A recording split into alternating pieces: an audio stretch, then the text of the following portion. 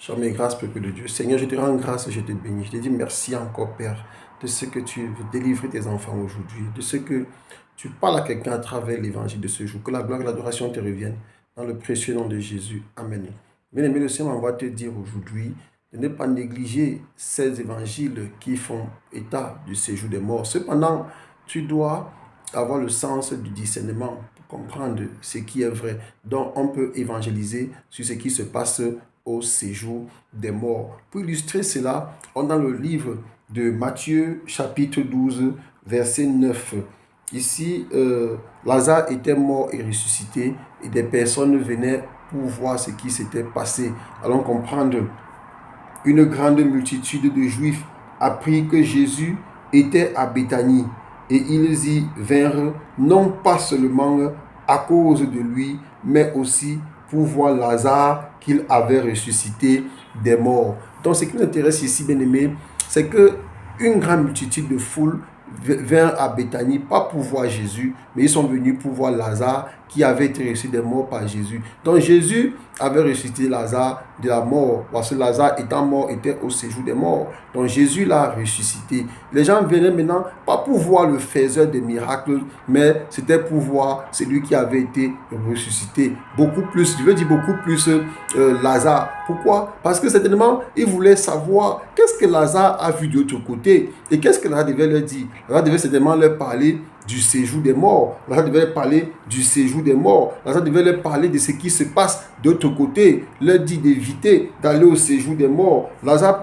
devait leur prêcher le séjour des morts. Donc, on voit que dans les Écritures, on parle déjà du séjour des morts. Donc, si les gens ont été ressuscités alors qu'ils étaient morts, ceux qui devaient venir leur voir, qu'est-ce qu'eux ils devaient leur parler? Ils devaient seulement leur parler du séjour des morts. Et on sait qu'en dehors de Lazare, il y a plusieurs résurrections. Je crois qu'il y a une dizaine, 9 ou 10 résurrections dans la Bible. Ce n'est pas seulement Lazare qui fut ressuscité. Donc, bien aimé, je prie que tu ailles voir parcourir la Bible pour comprendre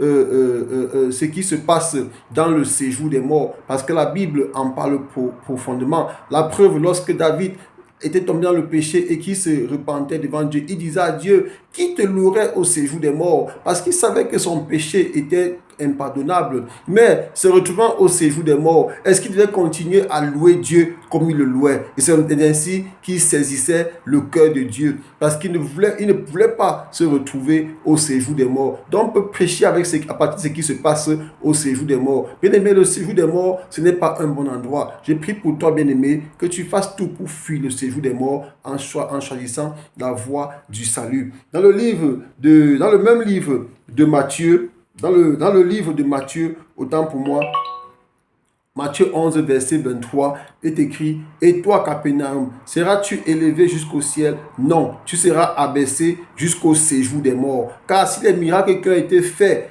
au milieu de toi avaient été faits à Sodome, elles subsisteraient encore aujourd'hui. » Donc le Seigneur rappelle à Capernaum, parce qu'il a prêché, il a fait des miracles, il a parlé de Dieu à Capernaum, mais malheureusement, ils n'ont pas écouté la voix de Dieu. Et le Seigneur leur dit donc que si ces miracles avaient été faits chez les autres qui n'existent plus, c'est tellement que eux, ils se seraient précipités sur la voie de la repentance. Mais malheureusement, Dieu lui-même est venu devant eux. Ils ne veulent pas écouter l'évangile, choisissant de se conduire eux-mêmes jusqu'au séjour des morts. Le Seigneur leur dit, tu seras abaissé jusqu'au séjour des morts. Donc, bien aimé, on peut prêcher sur le séjour des morts. Oui, c'est gens disent qu'on effraie, qu'on fait peur aux gens. Non, même le Seigneur Jésus en parle. La Bible en parle longuement du séjour des morts. Et pour enchérir, il y a Matthieu 16, verset 18. Et moi, je te dis que tu es Pierre, que c'était Pierre, je bâtirai mon église, et que les portes du séjour des morts ne prévaudront point sur elle. Donc, bien aimé, il y a certaines congrégations, certaines religions, autant pour moi, qui utilisent ce verset de Matthieu 16, verset 18, pour prêcher, pour prier pour les morts. Oui, ils disent que le Seigneur dit que les portes du séjour des morts ne prévaudront point sur elle. Quelqu'un qui est mort et qui est toujours de l'autre côté, bien aimé, quand tu pries pour lui, ça n'a aucun effet. faut pas prier pour les morts, mais on doit faire le travail que je suis en train de faire maintenant, sensibiliser, annoncer l'évangile, afin que les gens prennent conscience de ce qui se passe au séjour des morts et donnent leur vie à Jésus. La preuve, lorsque